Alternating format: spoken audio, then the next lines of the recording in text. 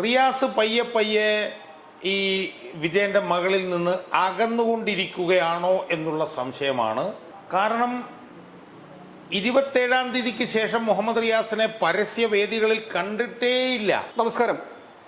മാസപ്പടി കേസുമായി ബന്ധപ്പെട്ട് പിണറായി വിജയൻ്റെ വാടക വീട്ടിൽ റെയ്ഡ് നടന്നിട്ട്, വാടക വീട്ടിൽ മാത്രമല്ല അദ്ദേഹത്തിൻ്റെ മരുമകൻ മുഹമ്മദ് റിയാസിൻ്റെയും അദ്ദേഹത്തിൻ്റെ തറവാട് വീട്ടിലുമൊക്കെ റെയ്ഡ് നടന്നിട്ട് ഏകദേശം 2 ആഴ്ചയോളമായിരിക്കുന്നു.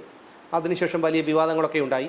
നാളെ ചോദ്യം ചെയ്യലിന് ഹാജരാകാനായി വീണയ്ക്ക് സമൻസ് അയച്ചിട്ടുണ്ട്. പക്ഷേ അവർക്ക് അസുഖം മൂലം നാളെ ഹാജരാകാൻ കഴിയില്ല എന്നും അത് നീട്ടിവെച്ച് കൊടുക്കണമെന്നവർക്ക് അവർ ആവശ്യപ്പെട്ടിട്ടുണ്ട്. പക്ഷേ അപ്പോഴൊക്കെ ഉയരുന്നൊരു ചോദ്യം, മുഹമ്മദ് റിയാസിൻ്റെ കോട്ടുള്ളിയിലുള്ള വീട്ടിലും ഇത്തരത്തിൽ റെയ്ഡ് നടന്നിരുന്നു. അന്നൊരു പ്രസ്താവന നടത്തി എന്നതൊഴിച്ചാൽ പിന്നീട് ഇതുമായി ബന്ധപ്പെട്ട് PA മുഹമ്മദ് റിയാസ് ഇതുവരെ മാധ്യമങ്ങൾക്ക് മുന്നിൽ വരികയോ കൃത്യമായിട്ടുള്ള ഒരു വിശദീകരണം നൽകുകയോ ചെയ്തിട്ടില്ല. ഇതിൽ നിന്ന് എന്താണ് മനസ്സിലാക്കാൻ കഴിയുന്നത്? കാരണം മുഹമ്മദ് റിയാസിനെ സംബന്ധിച്ചിടത്തോളം അദ്ദേഹം പിണറായി വിജയൻ്റെ മരുമകനാണ്, വീണയുടെ ഭർത്താവാണ്.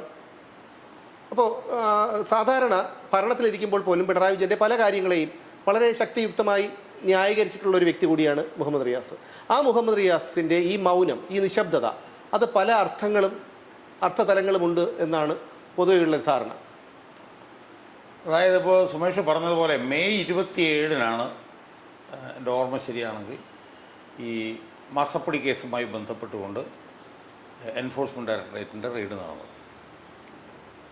അപ്പോൾ ആ റെയ്ഡ് ഈ പറഞ്ഞ പോലെ 3 സ്ഥലങ്ങളിൽ നടന്നിരുന്നു. ഒന്ന് തിരുവനന്തപുരത്തുള്ള വിജയൻ്റെ വീട്ടിൽ റെയ്ഡ് നടന്നു.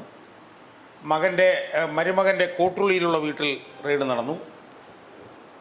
അതുപോലെ തന്നെ വിജയൻ്റെ പാണ്ഡ്യാലമുക്കിലെ വീട്ടിലും റെയ്ഡ് നടന്നു. അപ്പോൾ ആ റെയ്ഡ് നടന്ന ദിവസം തന്നെ ചില സംശയങ്ങൾ പാർട്ടി അണികളിലും പൊതുജനങ്ങളിലൊക്കെ ഉണ്ടായിരുന്നു. കാരണം ആ റെയ്ഡ് തിരുവനന്തപുരത്ത് നടക്കുമ്പോൾ തിരുവനന്തപുരത്തെ വീട്ടിൽ വിജയനും വീണയും മാത്രമാണ് ഉണ്ടായിരുന്നത്. സ്വാഭാവികമായും അങ്ങനെ ഒരു റെയ്ഡ് നടക്കുമ്പം വിജയൻ്റെ വീട്ടിൽ വിജയനും മകളും മാത്രം അല്ലല്ലോ ഉണ്ടാവേണ്ടത്, വിജയൻ്റെ മരുമകനും കൂടി അവിടെ ഉണ്ടാകേണ്ടതല്ലേ എന്നുള്ളൊരു ചോദ്യം അന്ന് തന്നെ പാർട്ടി അണികളുടെ ഇടയിലും ജനങ്ങളുടെ ഇടയിലൊക്കെ ഉണ്ടായി. കാരണം വിവാഹിതനായതിന് ശേഷം റിയാസ് മന്ത്രിയായതിനു ശേഷം വിജയൻ മന്ത്രിയായിരുന്ന കാലത്തൊട്ടാകെ വിജയൻ്റെ വീട്ടിലാണ്. അവർക്ക് വേറൊരു ഔദ്യോഗിക വസതി ഉണ്ടായിരുന്നുവെങ്കിലും ആ 5 വർഷവും അവർ താമസിച്ചത് വിജയൻ്റെ വീട്ടിലാണ്. വിജയൻ്റെ മകളുടെ ഭർത്താവായിട്ടുള്ള റിയാസ് മന്ത്രി. എന്നിട്ടും അയാൾ ഏതാണ്ട് ഭൂരിപക്ഷ സമയവും ചെലവഴിച്ചിട്ടുള്ളത് വിജയൻ്റെ വീട്ടിലാണ്. സ്വാഭാവികമായും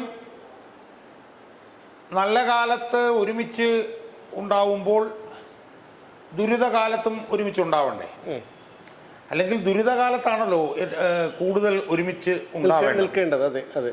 അപ്പം അങ്ങനെ നോക്കുമ്പോൾ ഈ റെയ്ഡ് നടന്ന ദിവസം വിജയൻ്റെ വീട്ടിൽ മകൾ മാത്രമേ ഉണ്ടായിരുന്നു, മരുമകൻ എന്തുകൊണ്ടുണ്ടായിരുന്നില്ല എന്നുള്ളത് ചില കോണുകളിലെങ്കിലും ശ്രദ്ധിക്കപ്പെട്ടു. എന്നാൽ അത് കഴിഞ്ഞുണ്ടായ സംഭവവികാസം എന്താ? അന്ന് തന്നെ മരുമകൻ്റെ കോഴിക്കോട് കോട്ടുള്ളിയിലുള്ള വീട്ടിലും റെയ്ഡ് നടന്നിരുന്നു. ആ വീട്ടിലും റെയ്ഡ് നടക്കുമ്പോൾ ഈ മുഹമ്മദ് റിയാസിൻ്റെ വയോവൃദ്ധരായിട്ടുള്ള അച്ഛനും അമ്മയും അവിടെ ഉണ്ടായിരുന്നു എന്നുള്ളതല്ലാതെ അവിടെയും മുഹമ്മദ് റിയാസ് ഉണ്ടായിരുന്നില്ല. റിയാസിൻ്റെ ഏതാണ്ട് 90 വയസ്സ് കഴിഞ്ഞിട്ടുള്ള ബാപ്പയും ഏതാണ്ട് 80 വയസ്സ് കഴിഞ്ഞിട്ടുള്ള ഉമ്മയുമാണ് അവിടെ ഉണ്ടായിരുന്നത്. അവിടെ റിയാസ് ഉണ്ടായിരുന്നില്ല. അപ്പോൾ അതും ഒരു ചർച്ചയ്ക്ക് ഇടയാക്കി. ഇയാളിത് എവിടെ പോയി? അപ്പോൾ നമ്മളന്വേഷിച്ചപ്പോൾ നമുക്ക് മനസ്സിലാക്കാൻ കഴിഞ്ഞു വെച്ചാൽ അയാൾ കോഴിക്കോട് ടൗണിലുള്ള ഏതോ ഒരു മുന്തിയ ഹോട്ടലിൽ അയാൾ ഉണ്ടായിരുന്നു എന്നാണ് നമുക്ക് മനസ്സിലാക്കാൻ കഴിയും. ഈ കോട്ടുള്ളിയിലൊക്കെ റെയ്ഡ് നടക്കുന്ന സമയത്തും അവിടെ പാർട്ടി നേതാക്കന്മാർ വരികയും പാർട്ടി കൊല്ലം ജില്ലാ സെക്രട്ടറിയും മറ്റു നേതാക്കന്മാരൊക്കെ വരികയും അവിടെ വലിയ പ്രതിഷേധമൊക്കെ ആ വീടിൻ്റെ പരിസരത്തുണ്ടായിരുന്നു. ആ പരിസരത്ത് ഈ പ്രതിഷേധം നടക്കുന്ന സമയത്തൊന്നും മുഹമ്മദ് റിയാസ് അവിടെ ഉണ്ടായിരുന്നില്ല. അതിന് ശേഷം ആണ് അയാൾ വന്നിട്ട് എന്തോ 2 പ്രസ്താവന നടത്തി ഫേസ്ബുക്കിലൊരു പോസ്റ്റും ഇടുന്നു. അയാൾ പിന്നീട് നമ്മൾ കാണുന്നതെന്ന് വെച്ചാൽ പിന്നീടും അയാൾ അപ്രത്യക്ഷനാണ്, അയാൾ ചിത്രത്തിൽ ഇല്ല. അപ്പം രണ്ട് കാര്യങ്ങളുണ്ട്. ഒന്ന്,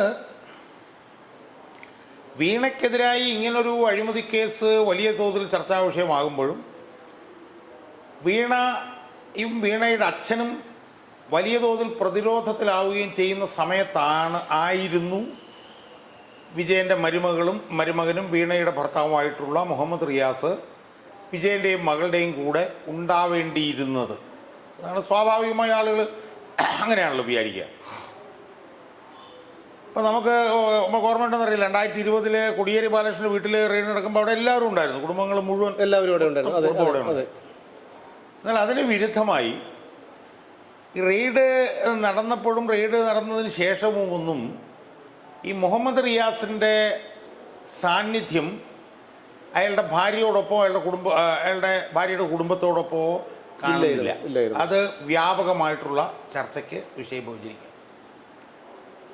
ഇനി രണ്ടാമത് അതിൻ്റെ ഒരു വശമുള്ള എന്താണെന്ന് ചോദിച്ചാൽ, അയാൾ വിജയൻ്റെ മരുമകൻ മാത്രമല്ലല്ലോ, അയാൾ പാർട്ടിയുടെ സംസ്ഥാന സെക്രട്ടേറിയറ്റ് മെമ്പറും പാർട്ടിയുടെ മുൻ മന്ത്രിയുമൊക്കെ ആയ സാഹചര്യത്തിൽ ഈ വിഷയത്തിൽ മറ്റ് നേതാക്കന്മാരോടൊപ്പം പാർട്ടി നയം വിശദീകരിക്കാനും അയാൾ ഉണ്ടാവേണ്ടതായിരുന്നു. അല്ല, മുൻകാലങ്ങളിലൊക്കെ ഭരണം ഉണ്ടായിരുന്ന സമയത്തൊക്കെ പിണറായി വിജയനെ പ്രതിസന്ധി ഉണ്ടാക്കുന്ന പല ഘട്ടങ്ങളിലും ആവശ്യമില്ലെങ്കിൽ പോലും അദ്ദേഹം വന്ന് ന്യായീകരിക്കുന്ന ഒരു അവസ്ഥയുണ്ടായിട്ടുണ്ട്. പക്ഷെ അതിപ്പോഴില്ല. അതെ, ഇപ്പോൾ യഥാർത്ഥത്തിൽ പാർട്ടി നേതാക്കന്മാരെ ഇപ്പോൾ എടുക്കുന്ന ഒരു നിലപാടെന്ന് പറയുന്നത് ആ കേസ് വീണ കൈകാര്യം ചെയ്യും എന്നാണ്. സ്വാഭാവികമായും ഒരു പാർട്ടി നേതാവ് എന്നുള്ള നിലയിൽ മുഹമ്മദ് റിയാസും ആ നിലപാട് പറയേണ്ടതായിരുന്നു. അത് വീണയ്ക്കെതിരെ വന്നിട്ടുള്ള കേസാണ്, അത് വീണ കൈകാര്യം ചെയ്തോളും, അതിനകത്ത് ഞാൻ പോലും ഇടപെടേണ്ട കാര്യമില്ല, അതിന് പ്രാപ്തിയുള്ള വനിതയാണ് അവർ എന്ന് പറഞ്ഞ് അയാൾ വരേണ്ടതായിരുന്നു. എന്നാൽ കഴിഞ്ഞ 2 ആഴ്ചത്തെ അനുഭവം നമ്മൾ നോക്കി, അയാളെ കാണാനേ ഇല്ല. മനസ്സിലായി? ഇത് റിയാസിൻ്റെ അമ്മായി അച്ഛനെ വളരെ മോശമായി ബാധിച്ചിട്ടുണ്ട് എന്നുള്ള വിവരമാണ് നമുക്ക് കിട്ടുന്നത്. അല്ല, റിയാസ് ഇങ്ങനെ ഒരു വ്യത്യസ്തമായ ഒരു നിലപാട് സ്വീകരിക്കുമ്പോൾ അത് സ്വാഭാവികമായിട്ടും അറിയാം, മാധ്യമങ്ങൾ ഉൾപ്പെടെ അത് ചർച്ചയാക്കുമെന്നും അല്ലെങ്കിൽ ഒരു സംശയം തോന്നിയിട്ടുണ്ടെങ്കിലും വ്യക്തിപരമായിട്ടുള്ള ഒരു കാരണമാണെന്ന് അല്ലെങ്കിൽ ഒരു കുടുംബപരമായിട്ടുള്ള ഒരു കാര്യമാണെന്ന് വെച്ച് ആരെങ്കിലും പരസ്യമായി ചോദിച്ചില്ലെങ്കിൽ പോലും അത് പലർക്കും ഒരു സംശയം ഉണ്ടാക്കുന്നതാണെന്ന് അറിയാം. അങ്ങനെയാണെങ്കിൽ എന്തുകൊണ്ടായിരിക്കാം ഈ റിയാസിന്റെ നിശബ്ദത? അതായത് വിജയൻ ഈ വിഷയത്തിൽ കടുത്ത മാനസിക സമ്മർദ്ദത്തിലാണെന്നാണ് നമ്മൾ മനസ്സിലാക്കുന്നത്. കാരണം വിജയൻ ഒരു കുടുംബനാഥനാണ് എന്നുള്ളത് നമുക്കറിയാം. വിജയൻ അതിലുപരി ഒരു മകളുടെ അച്ഛനാണ് എന്ന് നമുക്കറിയാം. മകൻ ഇവിടെയില്ല, മകൻ ഗൾഫിലാണല്ലോ, ആ മകളാണ് കൂടെ. മകൾക്കെതിരെ എന്തെങ്കിലും ആക്രമണമൊക്കെ വന്നു കഴിഞ്ഞാൽ വളരെ വൈകാരികമായിട്ട് പ്രതികരിക്കുന്ന ഒരാളാണ് നമുക്കറിയാം. ഇപ്പോഴാണെങ്കിൽ ഈ ദൃശ്യം 3 എന്ന് പറഞ്ഞ സിനിമ വന്നതിന് ശേഷം ഒരു ജോർജ് കുട്ടി സിൻഡ്രോം വിജയനെ ബാധിച്ചിട്ടുണ്ടോ എന്നുള്ള നിലയിലേക്കുള്ള ചർച്ചകൾ നടക്കുന്നുണ്ട്. കാരണം മകൾക്ക് വേണ്ടി കുറ്റം ചെയ്യുകയും ആ കുറ്റം വിദഗ്ധമായി മറച്ചു വെക്കുകയും ചെയ്യുന്ന ബുദ്ധിമാനായിട്ടുള്ള ഒരു ക്രിമിനലാണല്ലോ ഈ ദൃശ്യം 3-ൽ മോഹൻലാൽ അവതരിപ്പിച്ചത്. അതുപോലെ ഒരാളാണോ വിജയൻ എന്നുള്ള നിലയിലുള്ള ചർച്ചകളൊക്കെ നടന്നുകൊണ്ടിരിക്കുകയാണ്. അപ്പോൾ എന്തായാലും വിജയൻ കടുത്ത മാനസിക സമ്മർദ്ദത്തിലാണ് എന്നാണ് ഇപ്പോൾ കേൾക്കുന്നത്. അതിൻ്റെ കാരണം എന്താണെന്ന് വെച്ചാൽ, മകൾക്ക് റിയാസിനെ വിവാഹം കഴിക്കണം എന്നുള്ള ഒരൊറ്റ താല്പര്യത്തിൻ്റെ പുറത്താണ് ഒരു വളരെ ബിലോ ആവറേജ് മാത്രമായിരുന്ന ഈ മുഹമ്മദ് റിയാസിനെ എടുത്തു കൊണ്ടുവന്ന് അയാളെ ബേപ്പൂര് മത്സരിച്ച് വിജയിപ്പിച്ച് അയാളെ സംസ്ഥാന കമ്മിറ്റിയിലേക്ക് കൊണ്ടുവന്ന് സംസ്ഥാന സെക്രട്ടേറിയറ്റിലേക്ക് കൊണ്ടുവന്ന് അയാൾക്ക് നിർണായകമായിട്ടുള്ള 2 വകുപ്പുകളും കൊടുത്ത് വിജയൻ മന്ത്രിസഭയിലെത്തിച്ചു. അപ്പോൾ അതിനെ വിജയൻ എന്തൊക്കെ ബുദ്ധിമുട്ടുകൾ സഹിച്ച് നമ്മൾ ആലോചിച്ച് നോക്കണം. പാർട്ടിയിലെ മുഴുവൻ എതിർപ്പുകൾ, മുതിർന്നവരെ മുഴുവൻ ഒഴിവാക്കി, 2 തവണ മത്സരിച്ചവരെല്ലാം ഒഴിവാക്കി. വിജയൻ ഒരുപാട് എതിർപ്പുകൾ പാർട്ടിക്കകത്തൊക്കെ സഹിച്ചിട്ടാണ് ഈ മകളുടെ ഭർത്താവ് എന്നുള്ള നിലയിൽ ഈ മന്ത്രിയാക്കിയത്, ഇയാളെ ഉയർത്തിക്കൊണ്ട്. അല്ല, പക്ഷേ അതിന് മുമ്പ് തന്നെ റിയാസിനെ അന്ന് ക്രൈം ഓഫീസുമായി ആക്രമിച്ചതുമായി ബന്ധപ്പെട്ടുള്ള ഒരു കേസുണ്ടായല്ലോ. അതിനുശേഷം 22 ദിവസമോ മറ്റോ മുഹമ്മദ് റിയാസ് അന്ന് ജയിലിൽ കിടന്നു. DYFIയുടെ ഭാരവാഹിയായിരുന്നു അന്ന്. അതിനുശേഷമാണ് അദ്ദേഹത്തിന് അവിടെ മത്സരിക്കാനുള്ള ഒരു അവസരം പിണറായി വിജയൻ തന്നെ അന്ന് പാർട്ടി സെക്രട്ടറിയായി ഉണ്ടാക്കി കൊടുക്കുകയും. അങ്ങനെയല്ല, അത് വിജയനെ സഹായിച്ചൊരു കാര്യമായിരുന്നെങ്കിലും മകളെ വിവാഹം കഴിച്ചതിന് ശേഷമാണ് ഈ ഉയർച്ചയെല്ലാം അയാൾക്ക് ഉണ്ടായത്, കൂടുതൽ ഉയർച്ച. അത് അപ്പോൾ വിജയൻ ഒരുപാട് ബുദ്ധിമുട്ടിയാണ് അയാളെ പാർട്ടിയിലേക്ക് കൊണ്ടുവന്നത്, അയാളെ വളർത്തി വലുതാക്കിയത്. അതെല്ലാം തന്നെ തൻ്റെ മരുമകനാണെന്നുള്ളതും കൊണ്ടും തൻ്റെ മകളുടെ ഭർത്താവാണെന്നുള്ളത് കൊണ്ടാണ് അയാൾ അങ്ങനെ ചെയ്തത്. പക്ഷെ ഇപ്പം നമുക്ക് മനസ്സിലാക്കാൻ കഴിയുന്നത് റിയാസ് പയ്യെ പയ്യെ ഈ വിജയന്റെ മകളിൽ നിന്ന് അകന്നുകൊണ്ടിരിക്കുകയാണോ എന്നുള്ള സംശയമാണ് പാർട്ടി അണികളിലും ജനങ്ങളുടെ ഇടയിലും ഒക്കെ ഇപ്പോൾ ചർച്ചയായിക്കൊണ്ട്. കാരണം 27-ാം തീയതിക്ക് ശേഷം മുഹമ്മദ് റിയാസിനെ പരസ്യവേദികളിൽ കണ്ടിട്ടേയില്ല. മനസ്സിലായോ? അപ്പോൾ അത് വ്യാപകമായിട്ടുള്ള ചർച്ചയ്ക്ക് കാരണമെന്ന് പറഞ്ഞാൽ വിജയന്റെ മരുമകൻ മാത്രമല്ല, അയാൾ പാർട്ടിയുടെ സംസ്ഥാന സെക്രട്ടേറിയറ്റ് മെമ്പറും കൂടിയാണ്. അപ്പോൾ പാർട്ടിയുടെ നിലപാട് പ്രതിരോധിക്കേണ്ട ഒരു ചുമതല അയാൾക്കുണ്ട്. അപ്പോൾ പാർട്ടിക്കെതിരെ വലിയ ആക്രമണങ്ങൾ വരുമ്പോൾ അയാൾ പരസ്യമായി വന്ന് പാർട്ടിക്ക് അനുകൂലമായിട്ട് പറയേണ്ടതാണ്. അയാളെ കാണുന്നില്ല. അത് അപ്പം ആ പശ്ചാത്തലത്തിലാണ് ഇയാൾ പയ്യെ സ്കൂട്ട് ചെയ്യണോ എന്നൊരു തോന്നൽ ആളുകളുടെ ഇടയിലുള്ളത്. അതുപോലെ തന്നെ കോഴിക്കോടൊക്കെ ഉള്ള വേറൊരു ചർച്ചയെന്ന് പറയുന്നത് ഇയാളുടെ കയ്യിലുള്ള ബിനാമി സ്വത്തുകൾ, ആസ്തികൾ ഇതൊക്കെ ഉണ്ടെന്നും ഇത് ബിനാമികളുടെ കയ്യിലായിരുന്നത് അവരിൽ നിന്ന് തന്നിലേക്ക് എഴുതി മേടിക്കാൻ വേണ്ടിയിട്ടുള്ള ശ്രമങ്ങൾ, പല പല അക്കൗണ്ടുകളിൽ ഇട്ടിരുന്ന പൈസ എല്ലാം തൻ്റെ അക്കൗണ്ടിലേക്കൊക്കെ മാറ്റി എടുക്കാനുള്ള ശ്രമങ്ങൾ, ഇതൊക്കെ നടത്തുന്നതിൻ്റെ ഭാഗമായിട്ടാണ് അയാളുടെ ഈ അഭാവം എന്താണ് ഈ വേറൊരു വർത്തമാനം കേൾക്കുന്നത്. കാരണം ഇപ്പോൾ എൻഫോഴ്സ്മെൻറ്റ് ഡയറക്ടറേറ്റിൻ്റെ അന്വേഷണം വളരെ സജീവമായിക്കൊണ്ടിരിക്കുകയാണല്ലോ.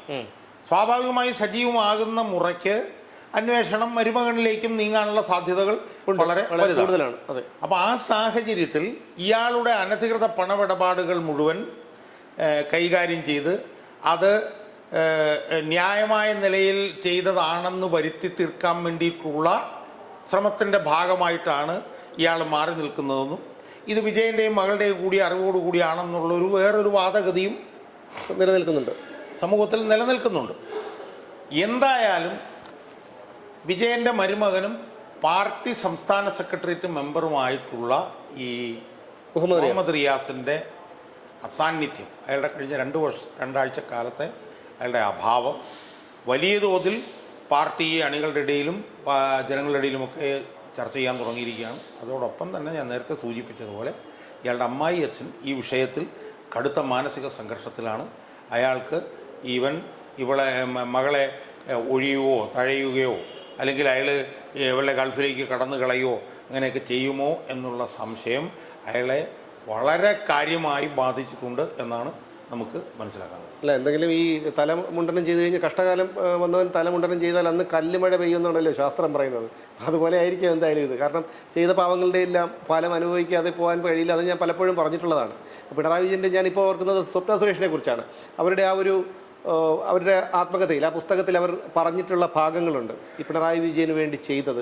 അതിനുശേഷം അവരെ കൊലപ്പെടുത്തുക എന്നുള്ളൊരു ഉദ്ദേശത്തോടു കൂടി ഇവിടെ കടത്തിക്കൊണ്ടുപോയത്.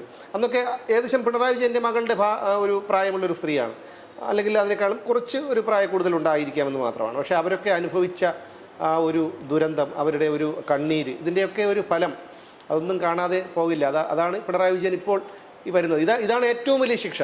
മകളൊരു പക്ഷേ ജയിലിലേക്ക് പോയേക്കാം. അതിനുശേഷം പിണറായി വിജയന് മാനസികമായും ശാരീരികമായുമുള്ള പല വീഴ്ചകളും ഉണ്ടായേക്കാം. പക്ഷേ ഇപ്പോൾ പിണറായി വിജയൻ അനുഭവിച്ചു കൊണ്ടിരിക്കുന്ന ഈ ഒരു മാനസിക സംഘർഷം, അതാണ് അദ്ദേഹത്തിന് കിട്ടുന്ന ഏറ്റവും വലിയ ശിക്ഷ.